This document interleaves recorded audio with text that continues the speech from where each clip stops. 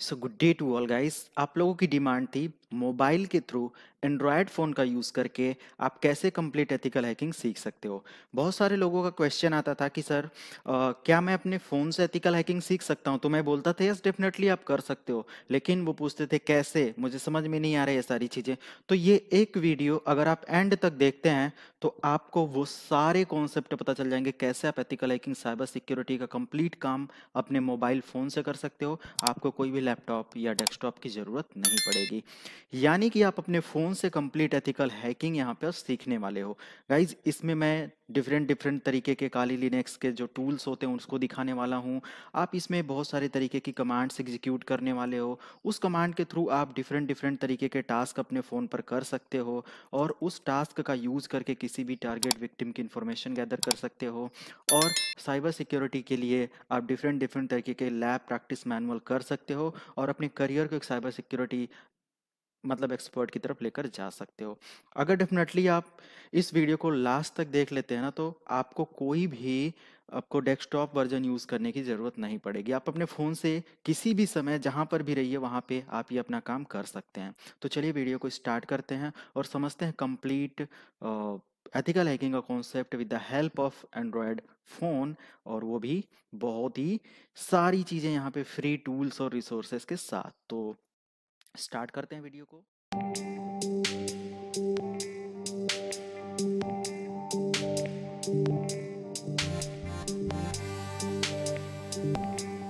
आपने देखा यहाँ पे मैंने एक टर्मिनल इमुलेटर खोल रखा है। इसका यूज़ मैं कर रहा हूँ डिफरेंट डिफरेंट तरीके की कमांड को एग्जीक्यूट करने के लिए। इतना ही नहीं बल्कि मैं यहाँ पे पूरा का पूरा प्ले स्टोर ओपन कर रखा हूँ और यहाँ पे प्ले स्टोर में भी बहुत सारी चीज़ें हम डाउनलोड कर सकते हैं। ऑलरेडी आप अपनी आईडी जैसे यहाँ पे लॉगिन हमारी कर सकते हो और भी बहुत सारे काम कर सकते हो। फ़ोन के वो सारे एप्लीकेशंस यूज़ कर सकते हो जो भी आप अपने एंड्रॉयड फ़ोन में यूज़ करते हो। आप कहोगे आप तो लैपटॉप पे कर रहे हो, फिर मैं मोबाइल पे कैसे कर सकते हो। गाइज ये सामने आपको जो स्क्रीन दिख रही है ना, that is only for mobile user. ये सिर्फ और सिर्फ एंड्रॉयड का 10 वर्जन में यूज़ कर रहा हूँ, सबसे लेटेस्ट जो कि आपके फ़ोन में होगा, और उसी पे मैं सारा काम कर रहा हूँ। बस मैंने उस ऑपरेटिंग सिस्टम को अपने फ़ोन पर इंस्टॉल कर रखा है। ये चीज़ मैंने कैसे किया ये आप देखना चाहते हैं, सो डोंट वरी। आपको हमारे चैनल पे जाना होगा और जो वीडियो के डिस्क्रिप्शन में मैं इस वीडियो का लिंक भी डाल दूंगा।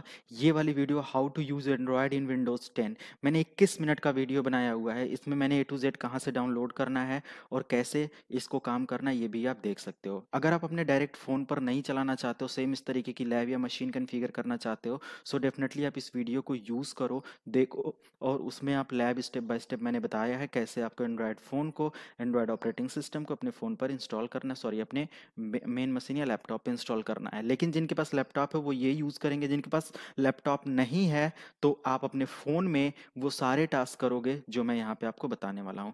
एक इम्पॉर्टेंट इन्फॉर्मेशन है आप लोगों को कि अगर आप अपने फ़ोन में ये सारे एप्लीकेशंस टूल्स आप यूज़ कर रहे हो जो मैं यहाँ पे आगे बताने वाला हूँ, सो डेफिनेटली आप अपने फ़ोन को ये सारी चीज़ें सीखने के बाद एक बार रीसेट कर देंगे। ओके, क्यों रीसेट कर देंगे या डिलीट कर देंगे सारी इन्फॉर्मेशन? क्योंकि उसके अंदर बहुत सारी files, folders, directories, softwares, application, packages, whatever, ये सारी इन्फॉर्मेशन उसके अंदर जाकर अपलोड हो जाती है, सॉरी डाउनलोड हो जाती है, इंस्टॉल हो जाती है, और आपका फ़ोन कहीं ना कहीं स्लो चलने लगता है। सो डेफिनेटली क्लास लेने के बाद और सारी चीज़ें सीखने के बाद आप इसको डिलीट कर देंगे और फिर से इंस्टॉल करके जो एप्लीकेशन की ज़रूरत है वो बेसिक सारी चीज़ें आप करेंगे। क्योंकि सारी चीज़ें यहाँ पे करके रख लेना अपने फ़ोन पे, तो फ़ोन इतना अभी फास्ट नहीं हुआ। अगर आपके फ़ोन में 4 GB 6 GB का रैम है, 6 GB जो कि अभी इस समय 8 GB तक के रैम सपोर्ट पे आ रहे हैं, तो डेफिनेटली आप इसको रहने भी देंगे तो भी कोई इशू नहीं है। मैं यहाँ पे टर्म्स कंडीशन, प्राइवेसी पॉलिसी और ये सारी चीज़ों को लेकर आपको बताऊंगा क्या क्या चीज़ें हमें देखना है, केयर करना है, और क्या आपको अपने फ़ोन पे ये सारे एप्लीकेशन करने चाहिए या नहीं चाहिए। ए टू जेड एक भी पॉइंट को मिस नहीं करना है, अदरवाइज आपको चीज़ें समझ में नहीं आएंगी। ओके, तो लास्ट तक देखना वीडियो को। एंड ये वीडियो प्लीज़ उन सभी लोगों को शेयर करो यार जिनको भी एंड्रॉयड फ़ोन के थ्रू ये सारी चीज़ ज़रूरत है, और आई एम श्योर कि वो सभी अब प्रैक्टिकल कर पाएंगे या सीख पाएंगे जो भी एंड्रॉयड फ़ोन लेकर इस फील्ड में आना चाहते हैं। ओके, तो this video is for only educational purpose, और यहाँ पे सिर्फ और सिर्फ नॉलेज के लिए, एजुकेशन के लिए, है ना, अवेयरनेस के लिए ये मैं वीडियो आप लोगों को डेडिकेट कर रहा हूँ। और इसको ध्यान से देखना है, समझना है, और इसका use public help, company help, लोगों की भलाई के लिए, अवेयरनेस देने के लिए सारी चीज़ों को यूज़ करना है। सो चलिए यहाँ पे मैं आपको दिखाऊं आपने देखा यहाँ पे मैं व्हाट्सअप भी यूज़ कर रहा हूँ। यहाँ पे मेरा ये फर्स्ट स्क्रीन है। कैलकुलेटर, कॉन्टैक्ट्स, प्ले स्टोर, ये सारी चीज़ें हैं। एंड आप यहाँ पे एमुलेटर वगैरह आपको मिल जाता है, जिसके अंदर आप डिफरेंट डिफरेंट तरीके की कमांड्स एग्जीक्यूट कर सकते हैं। जैसे एल एस से क्या है, okay, L S space hyphen L से क्या होता है। तो ये देखो सारी चीज़ें यहाँ पे आ रही हैं। सी डी क्या होता है, एंड वॉट एवर, बहुत सारी इन्फॉर्मेशन यहाँ पे आपको देखने को मिल जाती है। सो डेफिनेटली ये सारे काम अगर आपने करना है अपने मोबाइल पर, तो आपको मैं अब बताने जा रहा हूँ वो सारे एप्लीकेशंस जो भी यूज़ करने हैं। तो लास्ट जो वीडियो मैंने आपको दिखाया कि इसको ज़रूर देखना है आप लोगों को, ये हाउ टू यूज़ एंड्रॉयड, ये वीडियो के डिस्क्रिप्शन में और यहाँ से चैनल पे जाकर प्लीज़ इस थंबनेल को पहचान लो, या ये जो लिखा हुआ है इसको आप ज़रूर देख लेना। ओके, 19 आवर्स पहले मैंने इसको अपलोड किया हुआ है। तो इसमें क्या मैंने बताया हुआ है कि आप कैसे कंप्लीट मशीन सेटअप करोगे। मशीन सेटअप करने के बाद आपको अपनी ईमेल आईडी से अपने प्ले स्टोर पे लॉगिन कर लेना है। लॉगिन करने के बाद आपको एक सॉफ्टवेयर डाउनलोड करना पड़ेगा। जैसे यहाँ पे आप पबजी ले लो या कोई भी सॉफ्टवेयर ले लो, आप ज़रूर डाउनलोड कर पाओगे। लेकिन हमें एथिकल हैकिंग सीखना है, तो हम टर्मक्स नाम का एक सॉफ्टवेयर, इसको क्लिक करेंगे और डाउनलोड करेंगे। ऑलरेडी हमारे कंप्यूटर पे डाउनलोड है, इस वजह से यहाँ पे दे रहा है कि ये अनइंस्टॉल कर दो या ओपन करो। तो ओपन मैं करूँगा, उससे पहले मैं आपको बता दूँ कि टर्मक्स एमुलेटर होता है। एमुलेटर मतलब एक ऐसा टूल है, एक ऐसा सॉफ्टवेयर है जो आपको कमांड लाइन इंटरफेस प्रोवाइड करता है, जिस पे आप ये सारे काम कर पाते हो। चाहे वो लिनक्स के जितने भी टूल्स होते हैं, काली लिनक्स से, वो सब इसके अंदर आप इंटीग्रेट कर पाओगे और सेम उसी तरीके का काम कर पाओगे।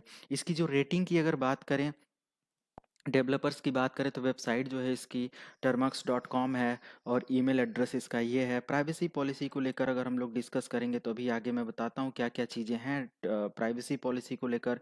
या प्राइवेसी पॉलिसी पे जब भी आप क्लिक करोगे तो आपके सामने कंसोल आएगा, थोड़ा सा वेट करोगे तो सारी प्राइवेसी पॉलिसी से रिलेटेड यहाँ पे आपको नोटिफिकेशन मिल जाएगा। इसको जानना बहुत ज़रूरी होता है और इसको ध्यान से समझ लेना। Privacy policy, Termux does not record any personal information. केरा टर्मक्स कोई भी पर्सनल इन्फॉर्मेशन नहीं रिकॉर्ड करता है and request permissions only for different apps to functions properly. और जो भी आपसे परमिशन लेता है वो सारे एप्लीकेशंस का परमिशन इसलिए लेता है क्योंकि उसको प्रॉपरली अपने इंटरफेस पर, अपने टर्मिनल कमांड इंटरफेस पर काम करना होता है, without sending any data over the network in the background. ये बैकग्राउंड में ऐसा मत सोचिए कि इसको इंस्टॉल कर लेने के बाद आपके मोबाइल फ़ोन का gallery, photo, chat, WhatsApp, whatever location, कुछ भी इंफॉर्मेशन ये टर्मक्स सर्वर को या कहीं पे भी सेंड करेगा। तो ये बिल्कुल जो इसकी पॉलिसी है तो सेफ लग रही है। फिर आगे पढ़ते हैं। The web server which server package records a log of remote IP access time and that is being accessed. The information is only stored for troubleshooting purpose and is not shared with any third parties. कह रहा है कि जो भी चीज़ें आप यहाँ पे वेब सर्वर पे एक्सेस करोगे इसके, वो सब कुछ वहाँ पे जाकर एक लॉग में रिपोर्ट होगा। रिमोट आईपी एड्रेस को लेके आपने कौन सा पैकेज यूज किया, ये सारी चीज़ें, एक्सेस टाइम क्या था आपका, वो सारी चीज़ें स्टोर करेगा। लेकिन वो जो इन्फॉर्मेशन स्टोर कर रहा है वो सिर्फ और सिर्फ ट्रबल शूटिंग पर्पज़ के लिए, फीडबैक के लिए, ना कि वो किसी थर्ड पार्टी को शेयर करने के लिए। तो आपको यहाँ पे प्राइवेसी पॉलिसी भी आपको पता चल गई। नेक्स्ट आपको आ जाना है यहाँ पे, इसको स्वीडन से किसी स्टॉकहोम ने इसको मतलब यहाँ से ऑपरेट करा जा रहा है। पता नहीं ये किसी नाम से ये है जिन्होंने डेवलप करा हुआ है। अबाउट दिस अब Termux emulator and Linux environment, पूरा का पूरा यहाँ पे लिनक्स इन्वायरमेंट हमें मिल जाता है जिस पे आप काम करते हो। 4.5 रिव्यू है, 92 के रिव्यूज आ चुका है लगभग में, 92 के। ओके, यहाँ पे 1 लाख का रिव्यू होने वाला है। रेटेड 3+ की रेटिंग है, 10 मिलियन प्लस का डाउनलोड है। अगर इसके स्क्रीनशॉट्स वगैरह कुछ मैं आपको दिखाऊं तो इस तरीके से हमें देखने को मिल जाता है, जिसके अंदर डिफरेंट डिफरेंट तरीके के आप लाइनेक्स के कमांड्स एग्जीक्यूट कर सकते हो, फाइल परमिशन वॉटेवर सारा मैनेज कर सकते हो, टूल्स मैनेज कर सकते हो। टर्मक्स का यहाँ पे मैट्रिक्स इन्वायरमेंट मिल जाता है जिसके थ्रू आप अपने इंटरफेस को बहुत ही औसम तरीके से बना सकते हो। इसके अलावा आपको यहाँ पे देखो पाइथन इंस्टॉलेशन और डिफरेंट डिफरेंट तरीके की लैंग्वेज कोड वगैरह इंस्टॉल करके आप उस लैंग्वेज पर भी काम कर सकते हो। ओके, तो ये आपको मिल गया। 4.5 की रेटिंग है, आप यहाँ से देख सकते हो। अगर मैं इसके बारे में बात करूँ तो टूल्स, जो टर्मक्स टूल्स है इस पे एक बार क्लिक करो और यहाँ पे सॉरी मैंने बैक करा और थोड़ा सा मैं यहाँ पे अबाउट दिस ऐप पे अगर मैं क्लिक करता हूँ तो अबाउट दिस ऐप पे ये बता देगा Termux emulator fix handling of डेक्रो sorry DEC RQM sequence issues इतना इतना कुछ, ये फिक्स क्रैश व्हेन यूजिंग इतना इतना, ये कुछ दिया हुआ है। इसके अपडेट्स वगैरह हैं, बूट स्ट्रैप्स वगैरह, आर्काइव वगैरह से रिलेटेड कुछ फिक्सिंग में ट्रबल शूटिंग्स है। तो ये सारी चीज़ें about this app, Termux simulator Linux environment provide करता है। Termux combines powerful terminal emulator with an extensive Linux package collection. सारे लिनक्स पैकेज कलेक्शन को आप यहाँ पे मैनेज कर सकते हो, इंस्टॉल कर सकते हो। गाइस ये चीज़ मैं इसलिए बता रहा हूँ क्योंकि आपको एग्जैक्टली पता चल जाए कि आपको टर्मक्स यूज़ करना है या नहीं करना है। Enjoy the bash and Z S S shell, मतलब कि यहाँ पे बैश सेल जो पुराना लिनक्स का टर्मिनल था वो भी मिल जाता है, और जी सेल भी आपको यहाँ पे मिल जाता है। Manage file and triple N with edit them, nano editor आपको मिल जाता है, विम एडिटर आपको मिल जाता है, डिफरेंट डिफरेंट तरीके की फाइल परमिशंस वगैरह, फाइल वगैरह को मैनेज करने के लिए, यानी कि जो टेक्स्ट फाइल होती है उनको ऑपरेट करने के लिए, कमांड देने के लिए आपको ये सॉफ्टवेयर यहाँ पे मिल जाते हैं। Access web server using SSH, अगर आप एसएसएच वगैरह का यूज करके वेब सर्वर को एक्सेस करना चाहते हो सो डेफिनेटली आप इसको यूज कर सकते हो। ओके, तो यहाँ पे देखो टर्मक्स का ये कुछ इंटरफेस ओपन होकर आया है। अच्छा, मैं यहाँ पे आ जाता हूँ, और फिर उसके बाद यहाँ पे क्या कह रहा है, आप गिटहब के फाइल फोल्डर को एक्सेस कर सकते हो, पैकेट कैलकुलेट कर सकते हो, पाइथन वगैरह का यूज़ कर सकते हो, एडवांस वेब सर्वर एक्सेस कर सकते हो, check out project with git, git के सारे प्रोजेक्ट को यहाँ से चेक कर सकते हो। गीट मतलब जहाँ से आप सॉफ्टवेयर वगैरह बहुत सारे different different advance tool download करते हो, और ये सारी चीज़ें हैं। तो ये सब कुछ यहाँ पे आपको मिल जाता है। गाइस आपको पता चल गया होगा क्या क्या चीज़ें थी, प्राइवेसी से लेकर सब चीज़ मैंने बता दिया। इस सॉफ्टवेयर को डाउनलोड करने के बाद आपने ओपन कर लेना है। ओपन करने के लिए आप डायरेक्ट वहीं से ओपन कर सकते हो, या तो फिर आप आ जाओगे बाहर बिल्कुल, और यहाँ पे आप यहाँ पे देखोगे तो टर्मक्स नाम का डाउनलोड होके मिल जाएगा। अदरवाइज आप अपने स्क्रीन पर भी यहाँ पे डेस्कटॉप पे शॉर्टकट है, इसको यूज़ कर सकते हैं। जब आप इसको ओपन करोगे तो कुछ इस तरीके से आपको ये चीज़ देखने को मिल जाती है। अब यहाँ पर हमें ये देखना है कि क्या क्या चीज़ें हम कर सकते हैं। गाइस यहाँ पे जो कमांड लाइन इंटरफेस है ये इससे बड़ा नहीं होगा, तो वीडियो को 720 पे जरूर यहाँ पे देखना आप, 720 या 320 पे भी, और बड़ी स्क्रीन पे देखने की कोशिश करना। तो यहाँ पर अपने फ़ोन पर भी अगर आप इसको देखते हो ना तो थोड़ा सा 720 पिक्सल देख लेना, ताकि कमांड का सीक्वेंस प्रॉपर तरीके से पता चले। एलएस लिखकर मैं अगर यहाँ पे एंटर करता हूँ तो ये बता देगा कि आपके करंट लोकेशन पे क्या क्या फोल्डर फाइल हैं। ओके, एलएस मतलब होता है लिस्ट डायरेक्टरी, तो आप अपने टर्मक्स पे एलएक्स कमांड का, सॉरी एलएस कमांड का यूज़ करोगे सारी डायरेक्टरीज को देखने के लिए। अगर यही डायरेक्टरी जिस लोकेशन पे हैं, आप इसको चेक करना है कि आप किस लोकेशन पर हो, तो आपको पता करना क्या है, आपको लिखना है PWD। ओके, और एंटर की प्रेस कर देना है। तो इस समय मैं डेटा के com.termux के फाइल के होम पर यहाँ पर हूँ। ओके, तो ये आपको पाथ बता देता है। करंट टाइम में आपको पता करना है कि यूजर कौन है, जिससे आप लॉगिन हो वो कौन है, तो आपको लिखना पड़ेगा हु एम आई। ओके, एक साथ लिखना, एंटर कर देना है। तो इस समय U0 या UO-A71 यानी कि _A71 ये यूजर का नेम है यहाँ पर।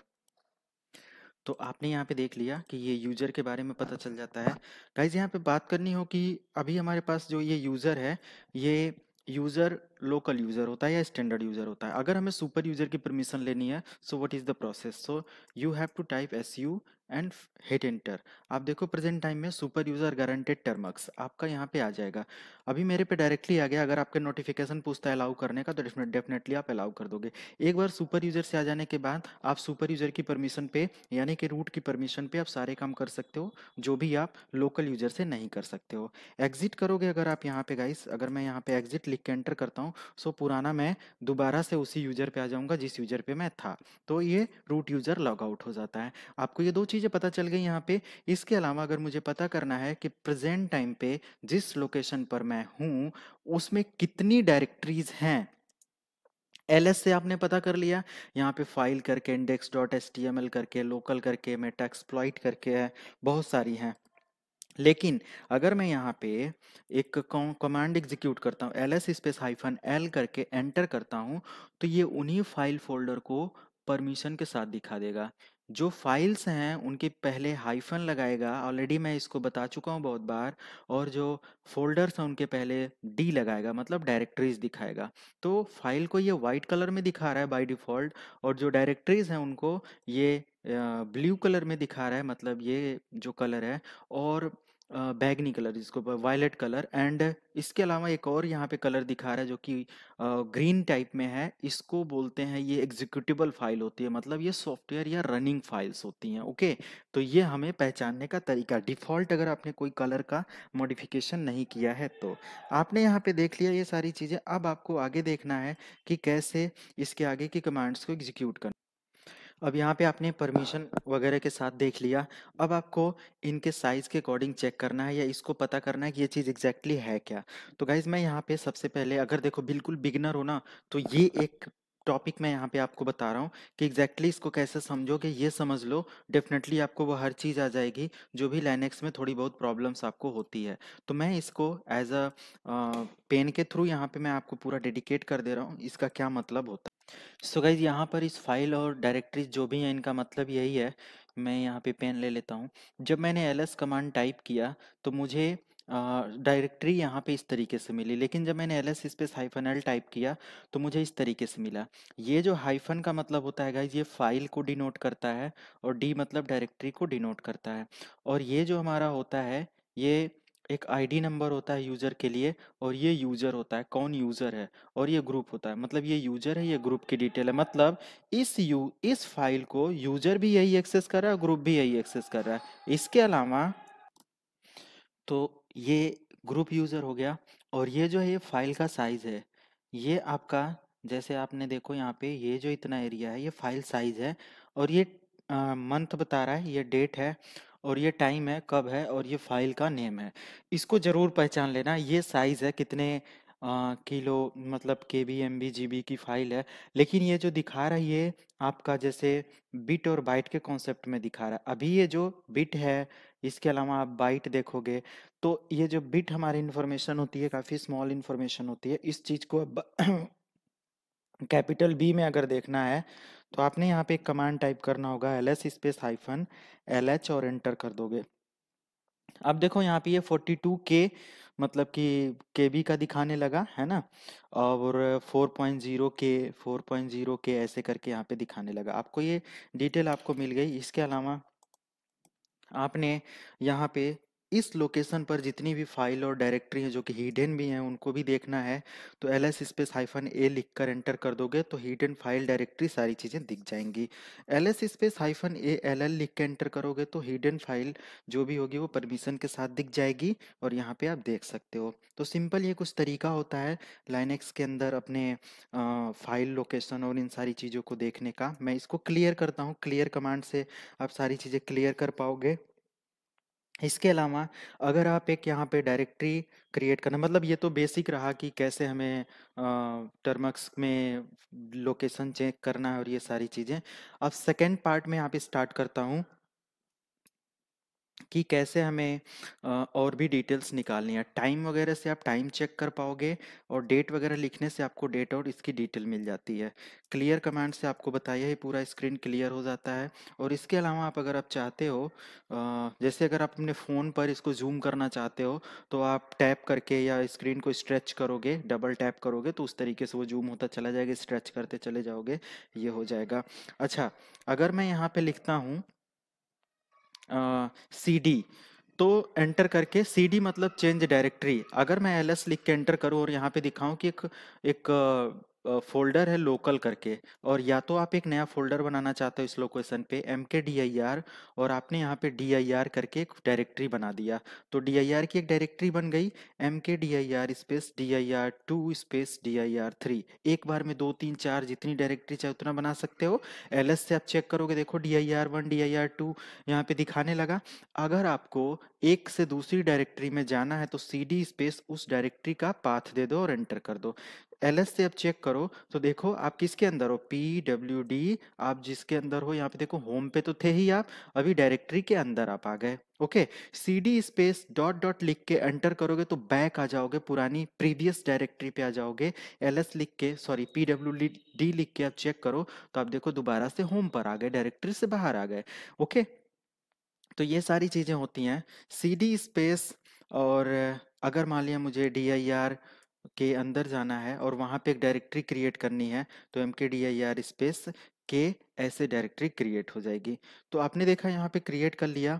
अब मैं यहाँ पे लिखता हूँ cd space dot dot, enter करता हूँ, बैक आ जाता हूँ। ls से मुझे पता चल गया dir 2 ये सब है। अगर किसी डायरेक्टरी को क्रिएट किया उसके बाद डिलीट करना है तो rmdir स्पेस dir1 लिख के एंटर कर दिया, डायरेक्टरी डिलीट हो जाएगी। लेकिन कह रहा है fail to remove directory, no such file or directory. क्यों? dir1 नहीं है, अच्छा dir करके, सॉरी dir, तो मैं dir को नहीं 3 को डिलीट कर देता हूँ। ओके, तो rmdir और ये ls से अब चेक करो तो dir3 यहाँ से डिलीट हो चुकी होगी।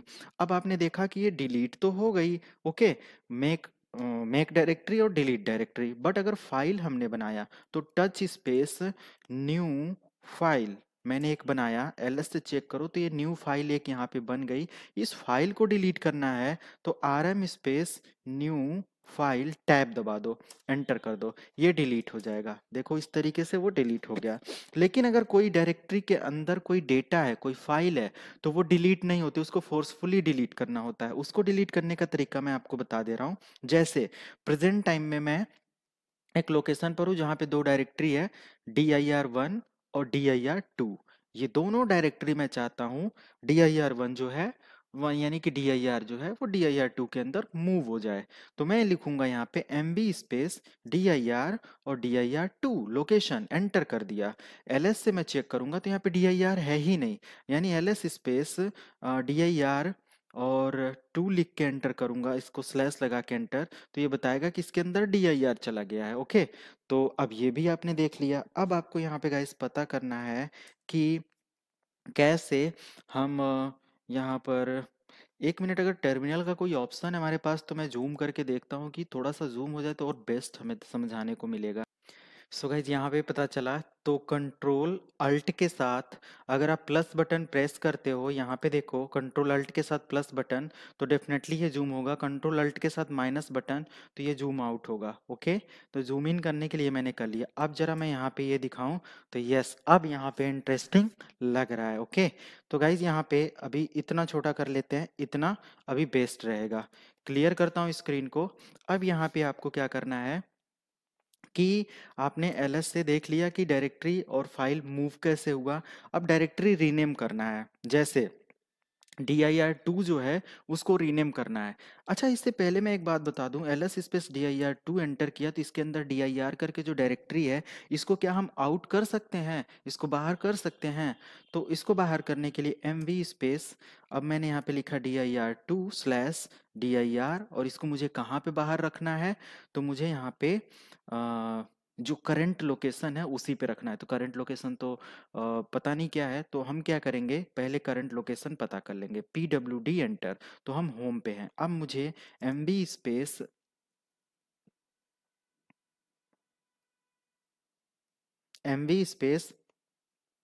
dir2 स्पेस, सॉरी स्लैश, इसके अंदर dir है, इसको मुझे रखना है कहाँ पे, स्लैश डेटा के अंदर, फिर डेटा के अंदर फिर डेटा के अंदर डेटा है, स्लैश डेटा और data slash com dot Termux slash files slash home enter. Okay, ls से चेक करो तो dir यहाँ पे आपका आउट हो जाएगा। तो ये तरीका रहा, आपको उस लोकेशन पर जाकर फिर डायरेक्टरी और फाइल को मूव करना होगा। फिर मैं क्लियर करता हूँ इसको, या फिर यहाँ पे मुझे रीनेम करना है तो मैं dir को यहाँ पे रीनेम करने जा रहा हूँ। तो mb स्पेस dir को मैं dir न्यू में कर दिया, एंटर कर दिया। अब यहाँ पे ls से चेक करो तो dir हट गया और dir की जगह dir2 यहाँ पे दिखाने लगा। आपने मूव करना देख लिया। अब यहाँ पे कॉपी पेस्ट वगैरह देखना होगा, तो मैं चाहता हूँ फाइल जो 1 है ये dir2 के अंदर आ जाए। तो ls स्पेस dir2 के अंदर अभी कोई फाइल नहीं है, तो मैं यहाँ पे cp space -rvf space file 1 यानी कि फाइल 1 को मैं कॉपी करना चाहता हूँ dir2 के अंदर। तो डेफिनेटली ये कॉपी हो जाएगा। ls स्पेस dir2 यहाँ पे चेक करोगे, फाइल 1 यहाँ पे भी है, फाइल 1 वहाँ पे भी है। मूव करना है तो mv कमांड से यूज कर लोगे और आप मूव कर पाओगे। तो डायरेक्टरी और ये सारी चीज़ें आपने चेक कर लिया, hi HIST हिस्ट्री और एंटर किया, तो अभी तक मैंने यहाँ पे करंट टाइम में 55 कमांड्स को एग्जीक्यूट कर लिया है। ओके, तो ये चीज़ें आप पॉज करके वीडियो को ज़रूर नोट कर लेना, और इन सारी चीज़ों को आगे हम लोग देखते हैं। अब आपने बेसिक लाइनक्स टर्मक्स पे काम देख लिया, परमिशन देख लिया, सुपर यूजर से लॉगिन देख लिया, और ये सारी चीज़ें। अब करंट टाइम में आपके टर्मक्स पे क्या क्या चीज़ें चल रही हैं, जैसे क्या क्या रनिंग टास्क है, तो टॉप लिख के एंटर करोगे, वो सारे रनिंग टास्क यहाँ पे आपको आ जाएंगे। किसी भी रनिंग टास्क को अगर आपको डिलीट करना, सॉरी किल करना है, तो आपको यहाँ पे समझना पड़ेगा पीआईडी नंबर से।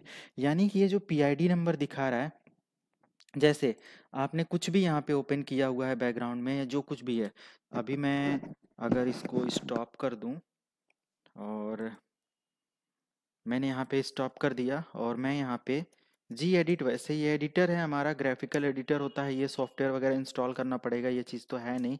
लेकिन फॉर एग्जांपल टॉप लिख के, और मैंने यहाँ पे एंटर किया, और मुझे पता चला, मैं यहाँ पे क्यू लिखता हूँ तो ये क्वाइट कर जाएगा। ओके, तो यहाँ पे मेरे को मिला कि ये जो ऊपर सर्विस एक सबसे ऊपर चल रही है, रूट के प्रिविलेज पे चल रही है, इसका पीआईडी में यानी प्रोसेस आईडी नंबर 16 और 43 है, और ये सरफेस करके, सरफेस वन करके, ये जो है सॉफ्टवेयर है, या जो भी टास्क है।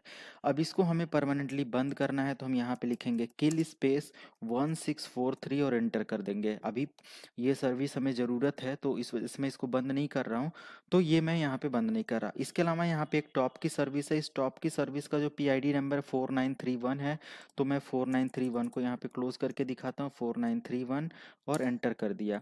तो नो सच प्रोसेस, ऑलरेडी मैंने क्यू से उसको क्लोज कर दिया था, तो वो प्रिंट करके रख लिया था, तो ये कह रहा है ऐसा कोई प्रोसेस नहीं है, नहीं तो वो किल हो जाता। लेकिन अगर बैकग्राउंड में कोई प्रोसेस चल रहा है, सो डेफिनेटली वो क्या हो जाएगा, किल हो जाएगा। ओके, तो ये सारी चीज़ें आपने देख लिया। अब अगर आपकी जो फाइल है, जैसे जो फाइल है, जो फाइल थी वहाँ पे, उसको आपने चेक करना है। क्लियर में लिखता हूँ, और एलएस से यहाँ पे फाइल वन है, फाइल वन के साथ मुझे कुछ लिखना है, तो कैट मैं लिखूँ, अगर यहाँ पे देखो कैट यहाँ पे लिखा हुआ, कैट स्पेस, और मैंने लिखा फाइल वन, एंटर किया, तो यहाँ पे कुछ नहीं है, कैट फाइल वन में कुछ भी नहीं है। ओके, तो अगर मुझे कैट स्पेस ग्रेटर देन लिख के न्यू फाइल, ओके, और वन करके एंटर कर देना है, तो इसके अंदर मैं मैटर भी लिख सकता हूँ, हेलो सर, एंटर किया, कंट्रोल जेड कर दिया, स्टॉप हो गया, और फाइल के अंदर ये चीज़ें आ गई। Cat space new file one enter किया, तो इसके अंदर आपको मिल जाएगा हेलो सर करके लिखा हुआ है, और जो फाइल वन थी वो बिल्कुल ब्लैंक थी। तो कैट कमांड का यूज़ किसी भी फाइल के अंदर के मैटर को रीड करने के लिए भी होता है टर्मिनल पे, और किसी भी फाइल के न्यू फाइल को क्रिएट करके उसके अंदर फाइल बनाने के लिए भी होता है। लेकिन वेट, यहाँ पे हमारे पास विम स्पेस फाइल वन करके एंटर कर दो, तो यहाँ पे एक सॉफ्टवेयर आपको डाउनलोड करना पड़ेगा, विम करके। ये विम सॉफ्टवेयर अगर आप अपने सॉफ्टवेयर कंप्यूटर पे डाउनलोड कर लेते हो, तो आप कमांड के थ्रू किसी भी फाइल को एडिट कर सकते हो। और एक एथिकल हैकिंग की तरफ बढ़ना है, अगर हमें एथिकल हैकिंग की तरफ धीरे धीरे हम लोग जा रहे हैं, तो हमें ये विम एडिटर का यूज़ बहुत ही ज़रूरी है समझना, क्योंकि आगे इसका यूज़ पड़ेगा। तो यहाँ पर इस फाइल को इंस्टॉल कैसे करना है, सामने आपके कुछ कमांड्स आ जाती है। विम सॉफ्टवेयर यहाँ पे बहुत एसेंशियल इसलिए क्योंकि कोई भी स्क्रिप्ट राइट करते समय स्क्रिप्ट के अंदर चेंजेस करने के लिए हमें विम सॉफ्टवेयर की बहुत ज़रूरत पड़ती है। तो चलो इसको इंस्टॉल करते हैं।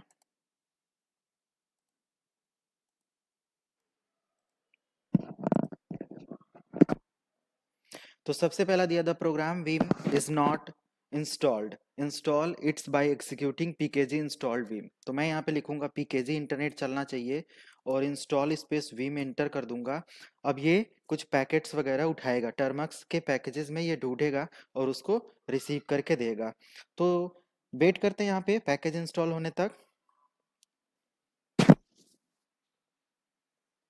इसके बाद एक और पैकेट हमें इंस्टॉल करना है, या ज़रूरी नहीं है करने के लिए, अगर ये चीज़ हमारा हो जाता है, विम जी टी के करके है ना, विम पाइथन करके है, तो ए टू जेड सब अगर इंस्टॉल करना है, तो वो भी मैं आपको बता दे रहा हूँ कैसे करना है। तो देखो यहाँ पे 26 MB का है, वाई प्रेस करके एंटर कर दो, इसको भी आप इंस्टॉल कर पाओगे। तो यहाँ पे हम थोड़ा सा वेट करते हैं, और ये सॉफ्टवेयर कम्प्लीटली इंस्टॉल होने तक। 26 MB है तो ज़्यादा टाइम नहीं लगेगा, फटाफट ये इंस्टॉल हो जाएगा।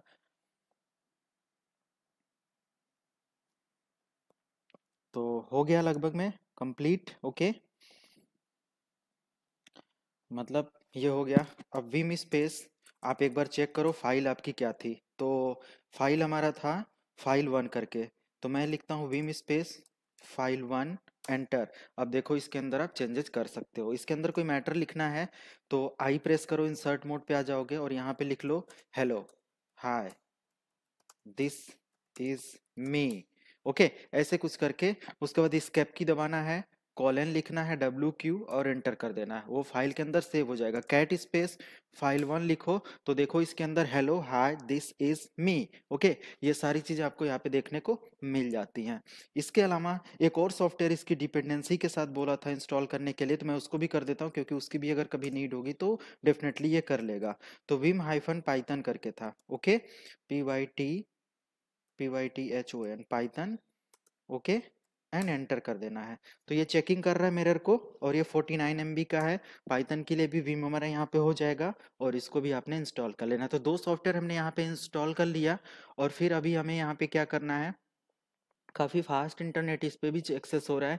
जैसे कि हमारे अदर वीएमवेयर की मशीन या काली लाइनेक्स के अंदर जब टूल आप इंस्टॉल करते हो तो काफ़ी ज़्यादा, अगर 50 MB का टूल है, भले ही आपके पास 10 MBPS का कनेक्शन है, तो वो थोड़ा टाइम लगाता है। वो 1-2 MBPS या 1 MBPS तो कभी मेरे को मिला ही नहीं वहाँ पे डाउनलोडिंग। बट यहाँ पे देखो पता ही नहीं चला है, ये लगभग में 150 MBPS का कनेक्शन है तो पूरा का पूरा उठा के ये रिसीव करा दे रहा है। ओके, तो ये सारी चीज़ें क्लियर मैंने कर दिया। इसके अलावा अब हम यहाँ पे आगे बढ़ते हैं। कॉपी फाइल फोल्डर मूव ये सारी चीज़ें आपने कर लिया। सबसे पहले पैकेज मैनेज करने के लिए APT स्पेस अपडेट अपडेट कर लो आप। और आपका मशीन यहाँ पे प्रॉपर अपडेट रहेगा तो डेफिनेटली कोई भी प्रॉब्लम नहीं होगी। और इसके साथ आपको अपग्रेड कमांड भी एग्जीक्यूट करना है ताकि सॉफ्टवेयर से रिलेटेड जो भी आपका टास्क है वो सब डन हो जाए प्रॉपर तरीके से और कोई भी सॉफ्टवेयर आप आसानी से इंस्टॉल कर पाओ। इतना कर देने के बाद अगर मैं यहाँ पे पैकेज को इंस्टॉल करना चाहता हूँ, जैसे PKG इंस्टॉल स्पेस और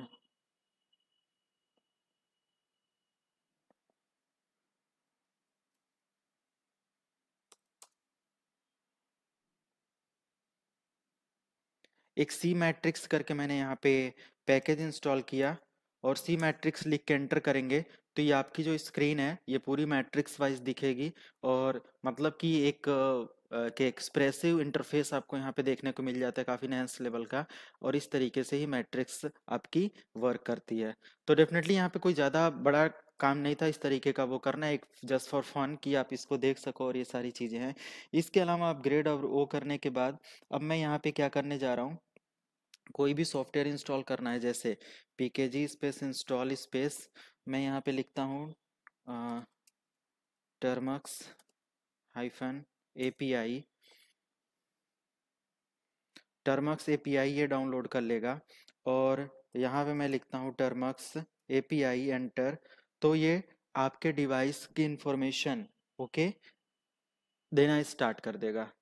जिस भी डिवाइस के बारे में इंफॉर्मेशन देखना चाहते हो आप उसके बारे में यहाँ पे पता कर सकते हो। ओके, तो अभी यहाँ पे ये टर्मक्स ऑडियो इन्फॉर्मेशन इकट्ठा कर रहा है और फिर आपको वो अपडेट करके यहाँ पे दे देगा। ये थोड़ा सा टाइम लगाएगा कोई भी इन्फॉर्मेशन को कलेक्ट करके यहाँ पे डिस्प्ले कराने में। ओके, तो ये सारी चीज़ें हैं। तो टर्मक्स API के थ्रू आप सारे के सारे अपने डिवाइस की इन्फॉर्मेशन देख सकते हो। अगर सेम यही चीज़ मैं लिखता हूँ टर्मक्स हाइफन डिवाइस, मैं यहाँ पे लिखता हूँ ब्राइटनेस और एंटर कर देता हूँ। तो ब्राइटनेस ये इस 20 से इस 20 तक सेट कर सकते हो, ऑटो सेट कर सकते हो, 50 सेट कर सकते हो। टर्मक्स ब्राइटनेस 50 लिख दो तो 50 पे आपकी ब्राइटनेस सेट हो जाएगा। तो फिलहाल ये हमारा रहा थोड़ा सा API वगैरह के बारे में और यहाँ से आपने पता कर लिया। ओके, अब यहाँ पे अगर SL रनिंग टर्मिनल्स वगैरह में हमें चेक करना है कुछ भी तो हम यहाँ पे इंस्टॉल करेंगे PKG space install space SL enter कर दिया और थोड़ा सा वेट करते हैं। ये कुछ सॉफ्टवेयर्स हैं जिनको आप देख लो कैसे क्या चल रही हैं। SL करके ये देखो आप टर्मिनल को चेक कर सकते हो प्रॉपर काम कर रहा है नहीं कर रहा है। तो अगर इस तरीके की एक ट्रेन आपके सामने से गुजरती है तो आपको थोड़ा सा साइड हट जाना और कंफर्म कर लेना कि यस हमारा टर्मक्स सॉफ्टवेयर जो है प्रॉपर तरीके से हमारे फ़ोन पे काम कर रहा है और ये सारी चीज़ें हो जाती हैं। तो गाइस गाइस कितना इंटरेस्टिंग यहाँ पे अभी तक आपने ये सारा पॉइंट देखा सीखा।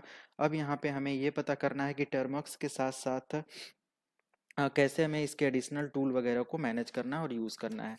तो अब यहाँ पे मैं बताने जा रहा हूँ एक और एपीआई, एक और एप्लीकेशन पे काम करना, जिसमें मैं विंडोज़ 7 को ऑन कर लेता हूँ बगल में, और फिर उसी पे हम कुछ इसके प्रैक्टिकल्स वगैरह करके पेनेट्रेट वगैरह करके दिखाएंगे और बहुत सारी इन्फॉर्मेशन के बारे में बताएंगे। ओके, तो मैंने यहाँ पे विंडोज 7 को भी ऑन कर लिया है। आप देख लो इधर विंडोज 7 है और इधर हमारा एंड्रॉयड मशीन है। ओके, अब बारी आती है एंड्रॉयड मशीन से कैसे उसकी इन्फॉर्मेशन को कलेक्ट करेंगे और ये सारी चीज़ें। तो हमारे पास एक सॉफ्टवेयर होना चाहिए गाइस, जिसको हम लोग बोलते हैं सॉफ्टवेयर मेटाक्सप्लॉइट।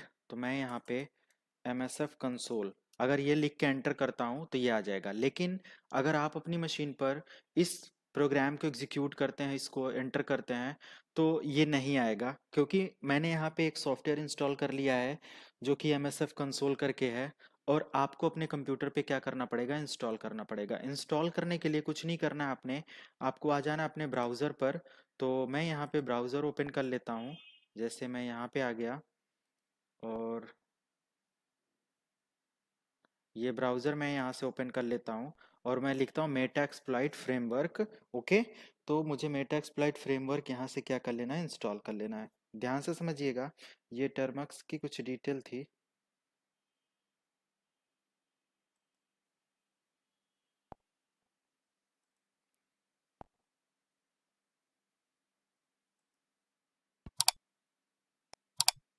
ब्राउज़र पे मैं आ गया और यहाँ पर मुझे टाइप करना है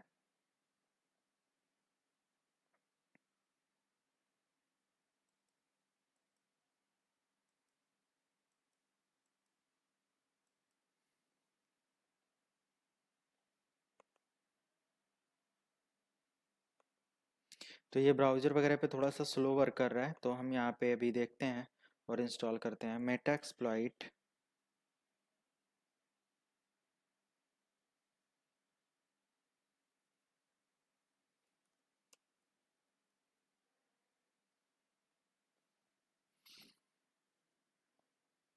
ये इतना स्लो क्यों हो गया? सो इसका ब्राउज़र काफ़ी स्लो है, तो मैं यहाँ अपने ब्राउज़र पे आ जाता हूँ और यहाँ पे मैं लिखता हूँ कि इंस्टॉल। मैं एक दूसरा पैनल ओपन कर लेता हूँ और यहाँ पे मैं लिखता हूँ, सबसे पहले nmap इंस्टॉल करके आपको nmap की कंप्लीट इन्फॉर्मेशन आपको बता देता हूँ।